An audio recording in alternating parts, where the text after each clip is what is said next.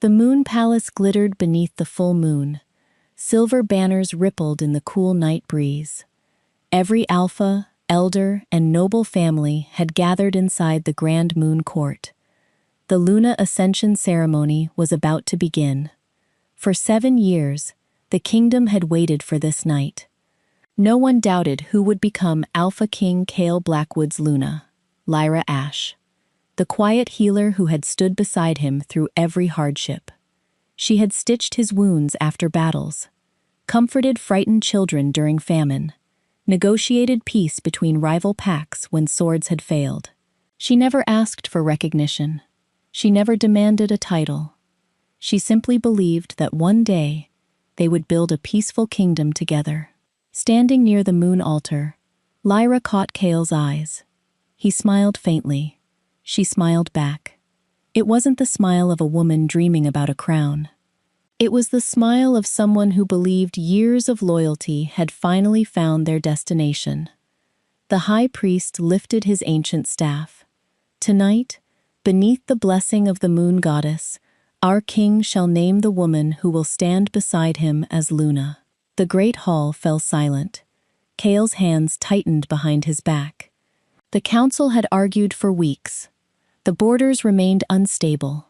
Powerful noble houses demanded stronger political alliances. Again and again, they had insisted the same thing. A marriage to Lady Selene Ravenshade would secure the kingdom. His heart had chosen long ago. His duty seemed to demand something else. The high priest unrolled the ceremonial scroll. In accordance with the king's decree, he paused, I call forward Lady Selene Ravenshade. A wave of applause swept through the nobles. Lyra did not move. For a heartbeat, she wondered if she had heard incorrectly. Selene stepped forward slowly. She looked elegant in her silver gown, but there was no joy in her eyes, only quiet resignation. Kale looked at Lyra. The distance between them suddenly felt greater than any battlefield they had crossed together. He wanted to explain, to apologize, to tell her that none of this had been easy. Instead, he forced himself to speak the words expected of a king. The kingdom must come before my heart. The ceremonial Luna crown was placed into his hands. It felt impossibly heavy. He walked towards Selene. Every step carried him farther from the woman who had stood beside him through the darkest years of his reign. With careful hands, he lowered the silver crown onto Selene's head. The hall erupted into cheers. Trumpets echoed beneath the palace ceiling. Nobles applauded the alliance they had fought to create. Only Lyra remained perfectly still. She quietly unclasped the silver bracelet around her wrist. 8 years earlier, before Kale had become king, he had tied it there himself. He had smiled and promised, one day, I'll replace this with a Luna's crown. She walked to the altar. Without bitterness, she laid the bracelet beside the sacred flame. I hope your choice brings the peace mine never could. Her voice was calm, gentle.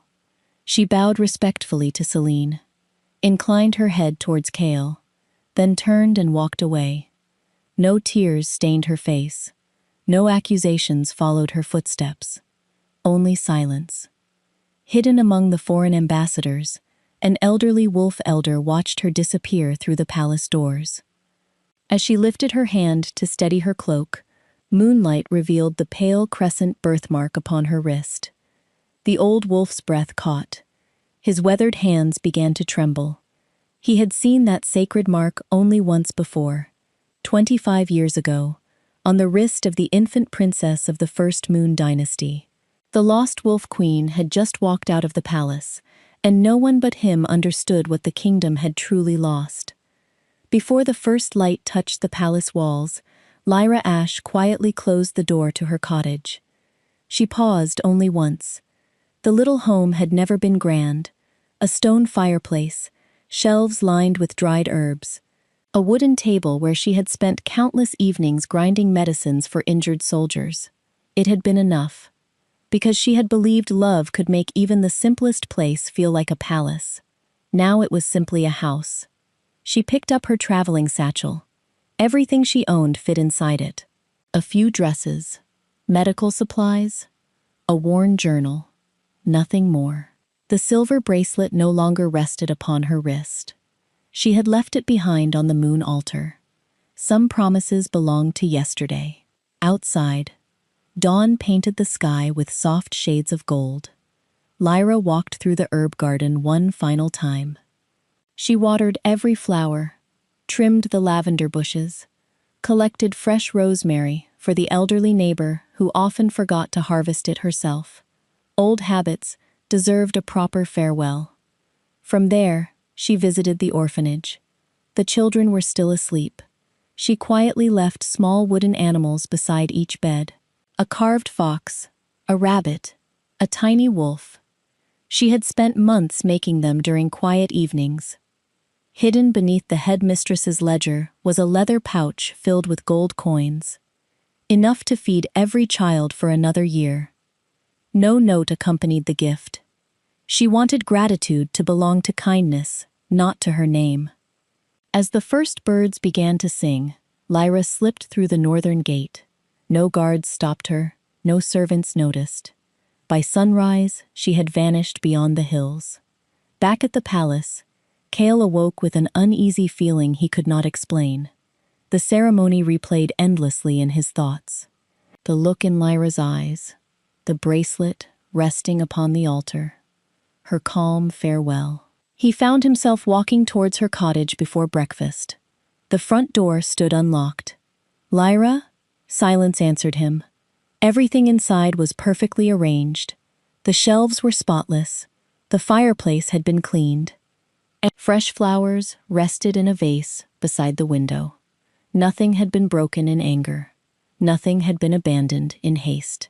She had left with quiet certainty. Captain Rowan arrived moments later. "Your Majesty, the guards cannot locate Lady Lyra." Cale looked around the empty room. "Search the city. They already have. The roads? No sign. The forests? Nothing." Cale's chest tightened. For the first time since becoming king, he felt completely powerless. 3 days passed.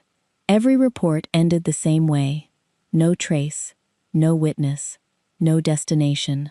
On the 4th morning, an elderly foreign ambassador requested a private audience. His silver beard reached almost to his waist. His eyes carried the weight of forgotten centuries. Without speaking, he placed an ancient scroll upon the throne.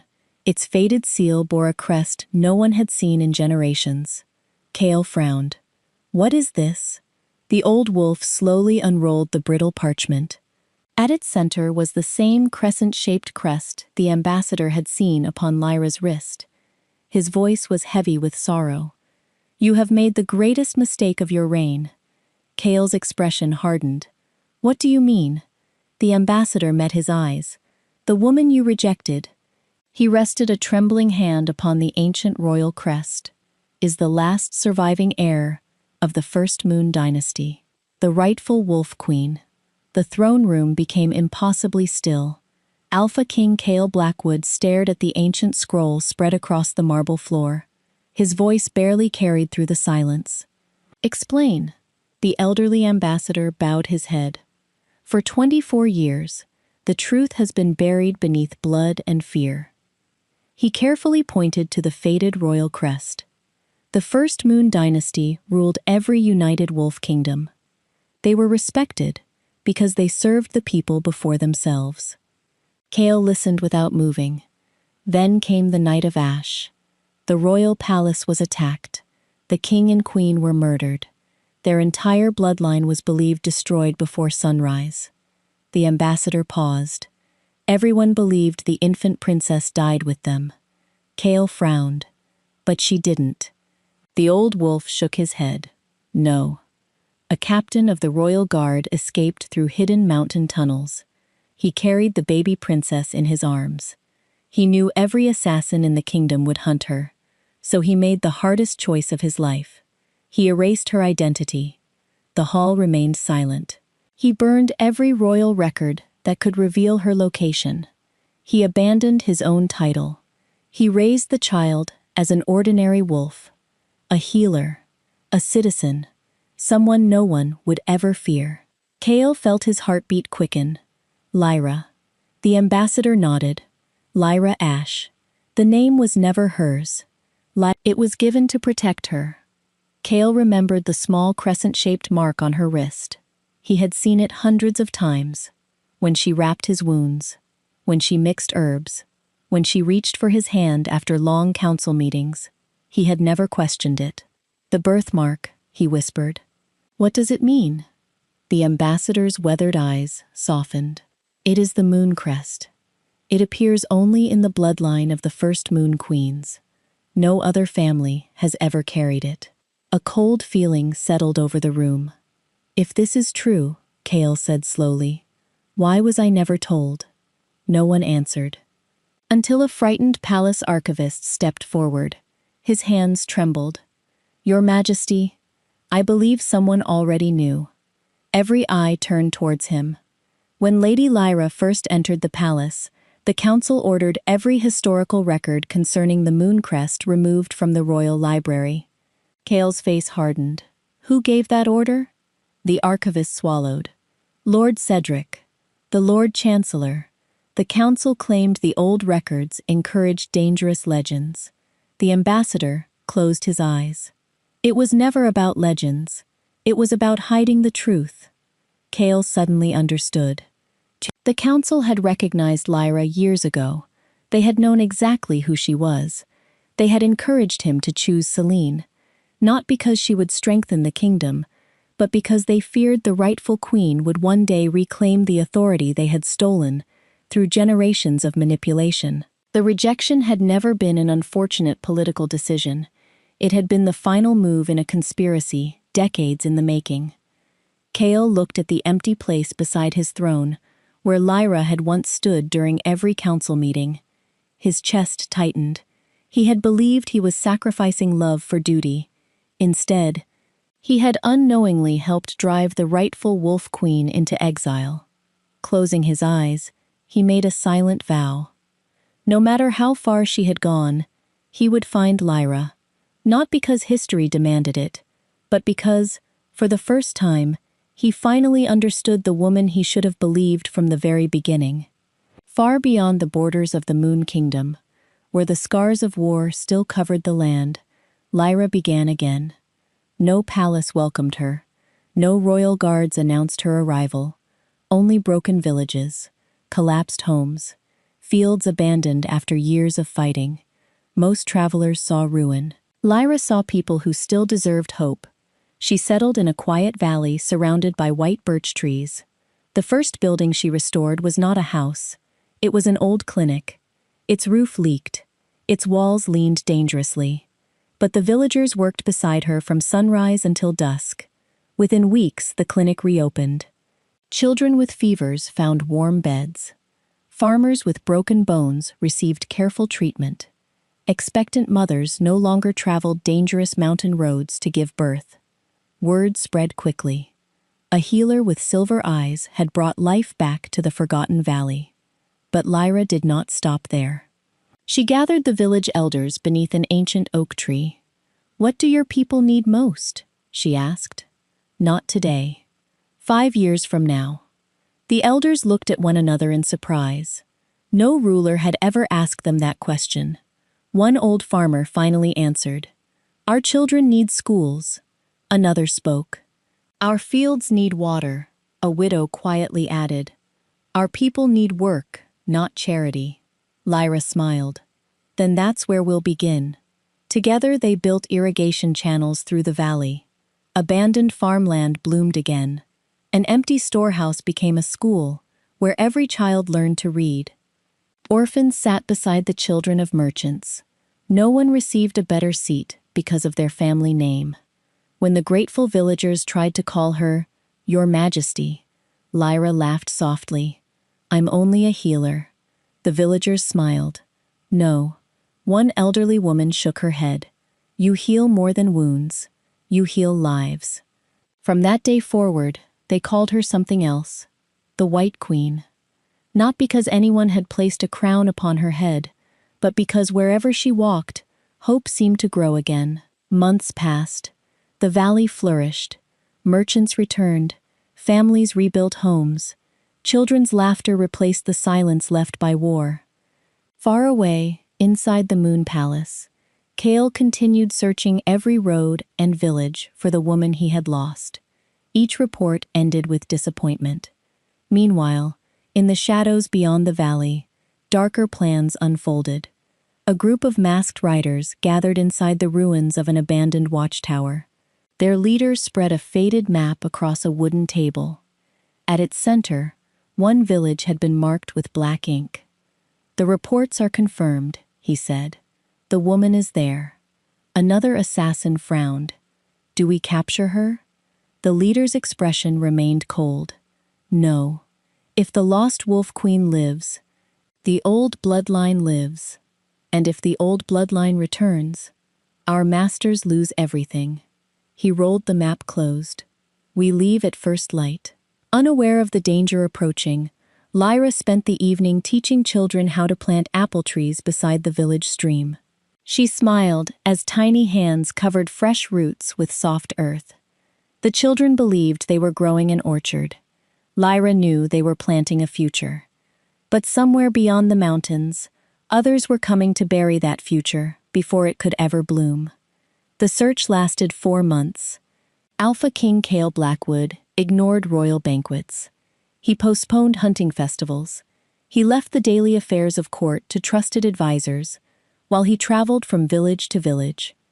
Everywhere he went, he asked the same question. "Have you seen a healer with silver eyes?" Most people shook their heads. Some offered rumors. None led him to Lyra. Then, one rainy afternoon, an old merchant recognized the description. "I know a woman like that." Kale's heart pounded. "Where?" "In White Birch Valley. They call her the White Queen." Kale rode through the night. By sunrise, he reached the valley. What he found was nothing like the palace. Children laughed while carrying baskets of herbs. Farmers repaired irrigation channels together. A new school stood where an abandoned barracks had once rotted. Hope had replaced fear. Near the village clinic, Lyra knelt beside a little girl whose leg had been injured by a landslide. Her hands were stained with earth and crushed herbs. A loose strand of silver-blonde hair had escaped her braid. She smiled gently as she wrapped the child's leg. "There, you'll be running again before the next full moon." The little girl beamed. "Thank you, Miss Lyra." Kale stood frozen. She looked tired. Her clothes were simple, yet she seemed lighter than she ever had inside the Moon Palace. For several moments, he simply watched. Then he stepped forward. "Lyra." She looked up. Surprise flickered across her face, before calm returned. The villagers quietly moved away, sensing the conversation belonged only to them. Kale stopped a few steps away. "I finally found you." She tied the last knot in the bandage before standing. "You weren't looking very carefully before." The words were gentle, but they struck harder than anger. Kale lowered his eyes. "I should have chosen you." Lyra studied him for a long moment. Then she shook her head. "No." He looked up, confused. "You should have listened." Silence settled between them. "For years," she continued, "I warned you that the council cared more about power than people. I showed you villages they ignored. I told you noble alliances were buying influence. You heard me, but you believed the voices praising your crown." She took a slow breath. "Instead of the woman trying to protect your kingdom." Kale could not deny a single word. "I thought I was protecting everyone." "You were protecting an illusion," Lyra replied quietly. "The kingdom was never weakened by compassion. It was weakened by fear." Before Kale could answer, a horn echoed from the edge of the valley. Villagers turned in alarm. A young guard sprinted towards them. "Lyra! Riders! Armed riders!" Before another word could be spoken, arrows rained down from the hills. Chaos erupted. Children screamed. Smoke bombs exploded along the road. Masked assassins charged into the valley. One shouted above the confusion, "Find the White Queen!" Another pointed towards the clinic. The heir of the First Moon Dynasty dies today. Kale drew his sword without hesitation. He stepped beside Lyra instead of in front of her. She calmly reached for the staff she used while traveling between villages. Their eyes met. For the first time in years, they stood together, not as king and healer, but as equals, ready to defend the people who had placed their trust in them. The valley awoke to the sound of battle. Smoke drifted across the orchards. Children hurried into the stone schoolhouse, while retired warriors formed a protective circle around them. Kale stood beside Lyra. His sword caught the morning light. Lyra gripped her wooden staff. She had never enjoyed fighting, but she refused to let violence reach the people who had trusted her. The first assassin lunged. Kale blocked the strike and forced the attacker backwards. Another rushed towards the clinic. Before he reached the door, Lyra swept his legs from beneath him with her staff. The villagers fought with courage born from protecting their homes. Farmers carried shields. Teachers guided frightened children to safety. Healers tended the wounded, even while arrows still flew overhead. By sunrise, the last assassin had fallen. Only one remained alive. His arm was pinned beneath a broken cart. Kale lowered his sword. "Who sent you?" The man laughed weakly. "You already know." "The council?" The assassin nodded. "They've feared her since the day they recognized the moon crest." Lyra's expression remained calm. "They knew who I was. They always knew." The assassin smiled bitterly. "They couldn't kill you as a child, so they buried your name instead. When the king chose another Luna, they believed you'd disappear forever." Kale closed his eyes. Everything the ambassador had revealed was true. The conspiracy had begun decades before either of them had been born. Captain Rowan arrived later that afternoon with royal guards and sealed documents recovered from the assassins. The letters named noble families, secret payments, hidden alliances, even records connected to the ancient coup that had destroyed the First Moon Dynasty. Within weeks, rulers from every neighboring wolf kingdom gathered inside the restored Hall of Moons. It became the largest royal assembly in living memory. The high priest carried the ancient crown of the First Moon Dynasty into the center of the hall. He opened the oldest book of royal law. His voice echoed beneath the great dome. "By blood, by ancient covenant, and by the surviving line of the First Moon Queens, the rightful sovereign stands before us." Every eye turned towards Lyra. She stood in a simple white gown. No jewels, no royal ornaments, exactly as she had lived among the villagers. The high priest slowly lowered himself onto one knee. "I pledge my loyalty." One by one, every alpha followed. Every elder, every ambassador, even Kale. He knelt without hesitation, not because tradition demanded it, because respect did. The ancient crown was presented to Lyra. She looked at it for a long moment. "I never wanted a throne," she said quietly. The hall remained silent. "But if refusing this crown leaves another child vulnerable to people who worship power," she lifted the crown. "Then I accept it." She placed it upon her own head. The hall erupted into thunderous applause. When the celebration settled, Queen Lyra spoke her first decree. "From this day forward, no child shall lose their family, because ambitious people desire a throne. No sacred mate bond shall ever again be broken for political gain, and every ruler shall answer first to the people they serve." The United Kingdoms rose as one. For the first time in centuries, they were not following the oldest crown. They were following the woman who had earned their trust long before she ever wore one. Winter settled gently over the capital.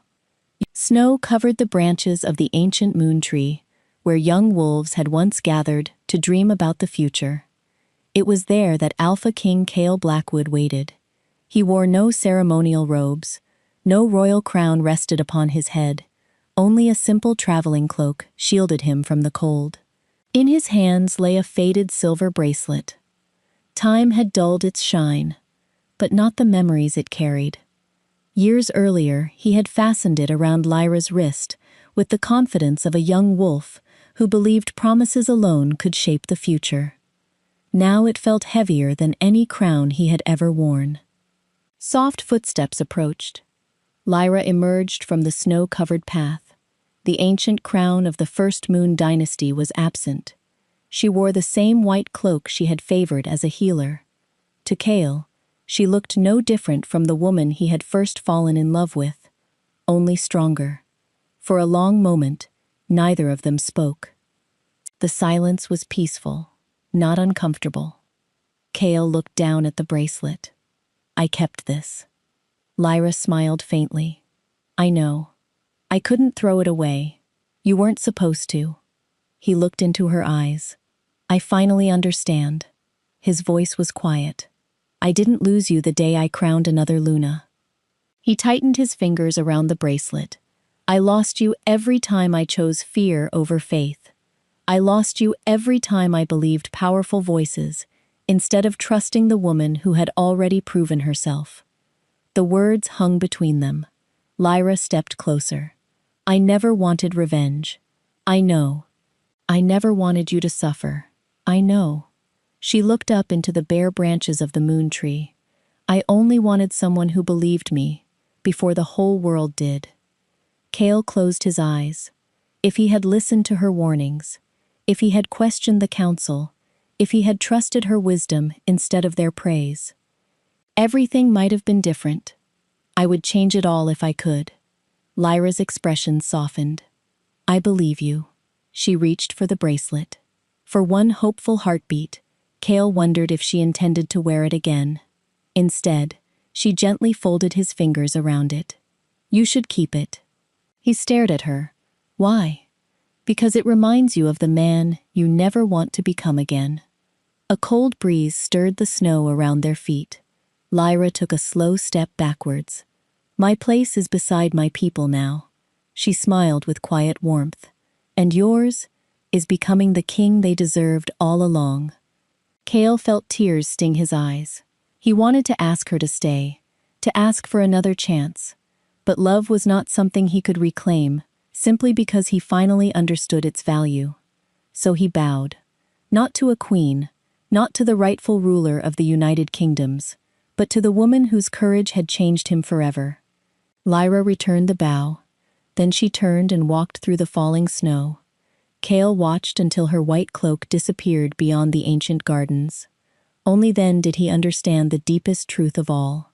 He had not merely failed to recognize the queen history had been waiting for. He had failed to recognize the extraordinary woman who had been standing beside him long before history ever spoke her name. 5 years passed beneath Queen Lyra's reign. The United Wolf Kingdoms no longer resembled the lands she had inherited. The roads that had once carried armies now carried merchants. Fields abandoned during years of war overflowed with golden grain. Children laughed in villages where silence had once followed every sunset. Lyra ruled from the Hall of Queens, yet she spent surprisingly little time upon her throne. Most mornings found her walking through hospitals instead of palace corridors. She visited classrooms before council chambers. She inspected farms before reviewing royal ceremonies. Whenever advisors asked why she traveled so often, she always answered the same way. A ruler cannot heal people from behind closed doors. Her reforms reached every corner of the kingdoms. Political marriages could never again override sacred mate bonds. No noble family could purchase influence through forced alliances. Every orphan received a place in the royal academies. The sons and daughters of alphas studied beside blacksmiths' children, shepherds' children, and those who had once owned nothing at all. Character became more valuable than bloodline. The old privileges slowly disappeared. Some nobles protested. Lyra listened patiently. Then she invited them to visit the villages they claimed to represent. Most returned with changed hearts. Those who refused soon discovered the people no longer feared titles more than truth. Far to the west, Kale continued ruling the Moon Kingdom. He never challenged Lyra's authority. Instead, he honored every reform she introduced. He dissolved the council that had once manipulated the throne. He created open assemblies where ordinary wolves could speak directly to their king. Whenever difficult decisions arose, he asked himself one question. What would Lyra choose if she were standing here? The answer often led him towards compassion instead of pride. One spring afternoon, Kale visited a newly built academy. A young student approached him after lessons. "Your Majesty?" Kale smiled. "Yes. My teacher says Queen Lyra changed the kingdoms. Is that true?" Kale looked across the playground, where children from every pack laughed together. "It is." The boy frowned thoughtfully. "Was she always a great queen?" Kale's expression softened. "She was, but I didn't recognize it when she stood beside me." The child tilted his head. "Why not?" Kale answered honestly. "Because I was looking at crowns, when I should have been looking at character." The boy nodded, as though storing away an important lesson. That evening, Lyra stood on the balcony of the Hall of Queens. The setting sun painted the valleys in gold. Below, farmers returned home. Children ran through flowering fields. The kingdom breathed with quiet contentment. She realized then that her greatest victory had never been reclaiming an ancient throne. It had never been proving the truth of her birth. Her greatest victory was far simpler. Ordinary wolves no longer believed the kingdom belonged only to powerful families. They believed it belonged to them as well. And that belief, more than any crown, would protect the kingdoms long after she was gone.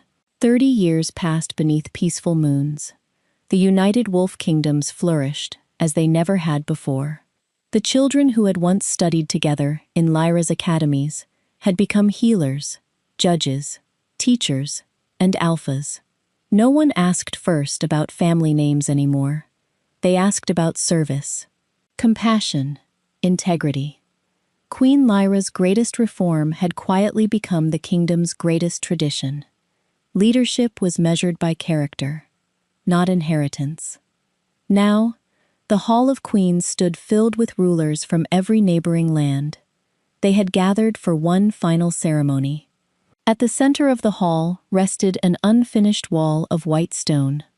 Lyra, her silver hair shining beneath the morning light, stood before it with calm eyes. "I have one last request," she said. The royal mason bowed. "It would be our honor." She handed him a single sheet of parchment. "Carve these words here." The mason read them aloud. "A true ruler is not the one who inherits the oldest crown. A true ruler is the one who never forgets the people who have no crown at all." No one spoke. Every person in the hall understood that those words were the heart of her reign. Several months later, Queen Lyra passed peacefully in her sleep. There were no grand displays of mourning ordered by the palace. They were unnecessary. The people mourned because they wished to. Farmers left fresh flowers beside village wells she had helped restore. Children carried white blossoms to the schools she had founded. Healers lit candles in every clinic across the kingdoms. No ruler had ever been loved so deeply. King Kale attended the memorial without royal ceremony. He wore a simple black cloak.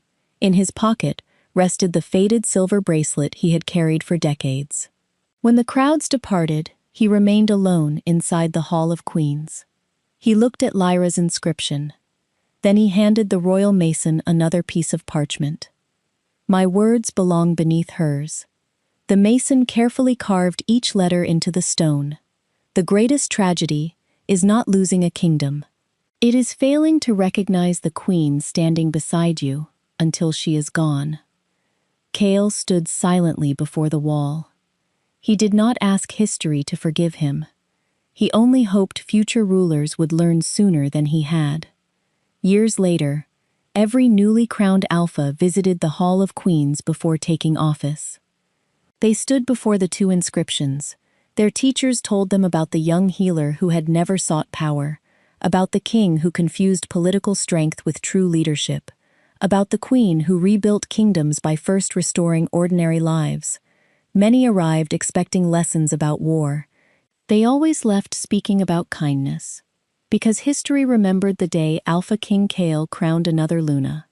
But generations celebrated something far greater. The quiet healer he failed to recognize did not return seeking revenge. She returned carrying wisdom, justice, and hope. She became the Lost Wolf Queen. And long after every crown of her age had faded into legend, the kingdoms she healed continued to flourish beneath the simple truth she had lived every day. The greatest rulers were never those who ruled above their people. They were the ones who never stopped walking among them.